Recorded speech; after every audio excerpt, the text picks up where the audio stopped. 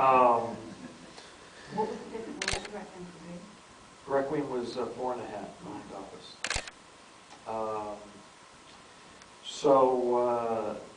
When the film fell apart the first time, when the actor pulled out, for anyone who knows the story, I thought it was never going to get to the screen, so I decided to turn it into a graphic novel, just so that the 2.5 years I spent on working on it, I could tell the story, because ultimately I'm a storyteller, I wanted to tell a story.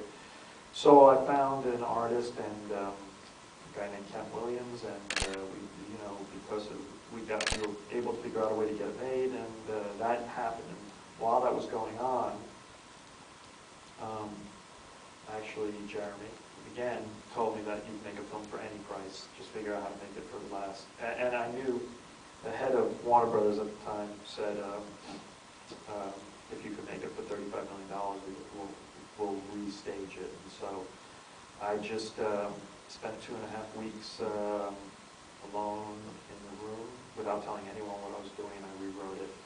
And I showed it to my producer, and I think it really improved. It became a different type of film. It became more poetic and more of a poem than a big action movie star vehicle. But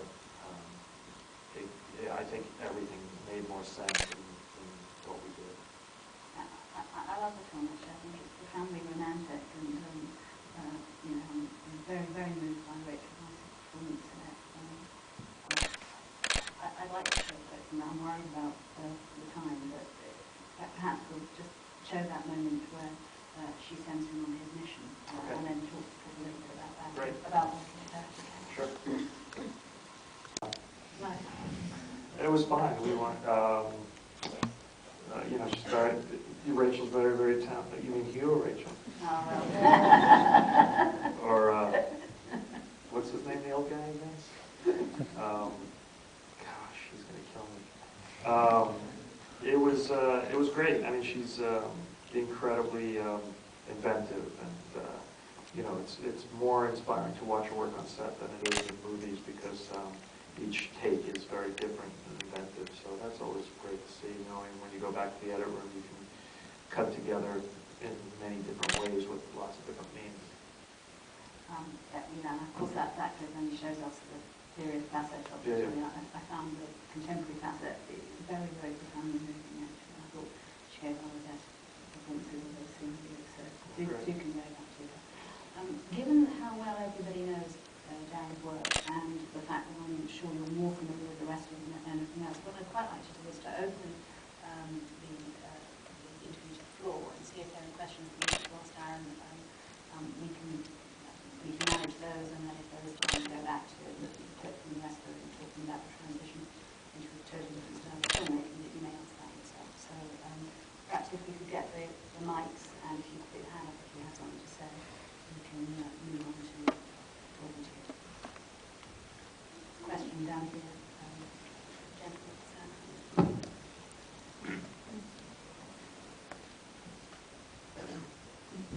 Just like to say, I thought The Wrestler was absolutely fantastic.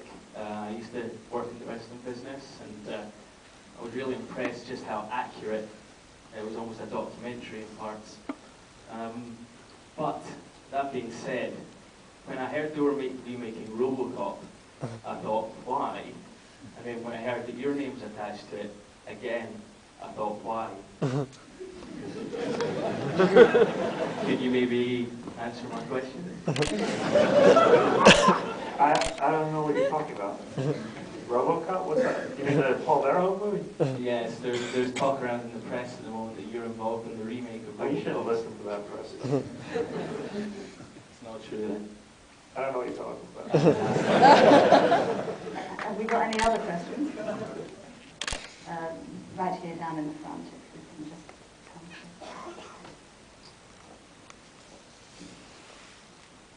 Hiya. This isn't actually going to be about the wrestler, if that's okay. I was wondering, do you feel that you're influenced by the film version of Last Exit to Brooklyn when you were making the Requiem for a Dream adaptation? Because they're both by the same author. Yeah, I actually, when I first saw Last Exit to Brooklyn, I was very angry, because when I read it, I was in university, and I always wanted to make it into a movie,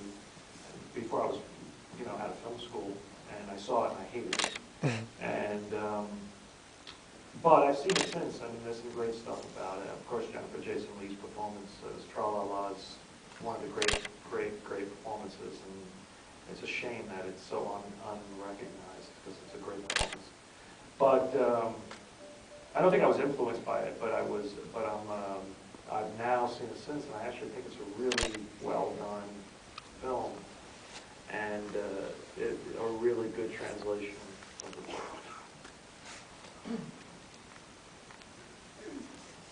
Again, in front of here. Good afternoon. Good afternoon. Thank you for being here. How'd you get that seat? Did you actually wait for that seat? Yes, Or I do you have did. connections? I was going to I'm ask, scared of this thing. of your films, Yes. my favourite is The Fountain. I absolutely adore it. Thank you. Although I don't show it to all my friends on DVD, only the ones who I think will get it. Great. Do you feel, had the film gone ahead as originally planned, you would have had less creative control, and for that reason are you more satisfied with the final product? You know, it's, I mean, who knows what that other film would have been. I probably had the same creative control because, they shipped us off to Australia and we were building, a Mayan pyramid. When they shut us down, they had spent $18 million. We had a 120-foot tall Mayan pyramid. We were flying 150 Mayans from Guatemala to fight Brad Pitt on a horse on the steps of this pyramid, and we were 7 weeks out from shooting. So it was, but we were, I was extremely geared up and ready to go, but it was a different movie. It was, there were a lot more action sequences, and ultimately, I think, it developed into something that is more truthful. I mean, you can see that the other version is more the graphic novel version. If you're a real fan, you can see. And Kent, the artist on the graphic novel, wanted to change the graphic novel to reflect the film, but I was like, you know what? It's actually cool. There's, writing and thinking about coming to terms with your death is something that should have a lot of different stories about it. It doesn't need to be as pinpointed and precise. And but I think the final version is a lot more honed because it was an incredibly arrogant thing to try and write a treatise on coming to terms with life and death. But for me, it was I don't feel it's for me it was just where I was in my life and the type of ideas I was thinking about at the time. And it's not in any way a final answer. It just sort of represents kind of a chapter of what I was thinking about and working on. So that's kind of where it is. And I think the first version is probably where I was at that time. So it represents where what I was doing at the time, I think. And I think that's what all films are. It does. Hopefully you can, like a painter, if he's pissed off, that day or those couple of years, or really happy or whatever, it represents. And I think,